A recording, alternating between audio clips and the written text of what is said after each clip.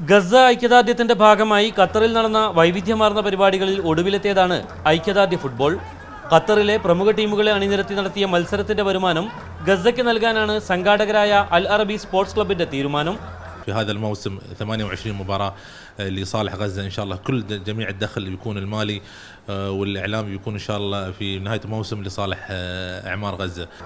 Amiri cup ഫുട്ബോളിലെ മികച്ച ടീമുകളായ സൈലിയ, Al Khor, അൽ അറബി, അൽ അഹ്ലി ക്ലബ്ബുകളാണ് മത്സരത്തിൽ അണിനിരന്നത്.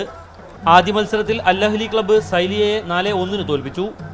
രണ്ടാം മത്സരത്തിൽ അൽ അറബി ക്ലബ്ബ് അൽ ഖോർ ക്ലബ്ബിനെ 3-1 പരാജയപ്പെടുത്തിയത്. ഗസ ഐക്യദാർഢ്യ ടീഷർട്ടുകൾ അണിഞ്ഞാണ് ഖത്തറിലെ യൂത്ത് ഫോറം പ്രവർത്തകർ സ്റ്റേഡിയത്തിലെത്തിയത്. ഗസ ബാൻഡും മറ്റു കലാപരിപാടികളുമായി വിവിധ ഗ്രൂപ്പുകൾ ഗ്യാലറിയിൽ സജീവമായിരുന്നു. 2014-2015 സീസണിൽ ഖത്തർ സ്റ്റാർസ് ലീഗ് ഫുട്ബോളിൽ നിന്ന് ലഭിക്കുന്ന വരുമാനം ഗസയിൽ ഇസ്രായേൽ നടത്തുന്ന ആക്രമണങ്ങളുടെ ദുരിതമനുഭവിക്കുന്നവർക്ക് പുനരധിവാസത്തിനായി നൽകാനാണ് QSL തീരുമാനം. Mujibur Rahman, media 1, Doha.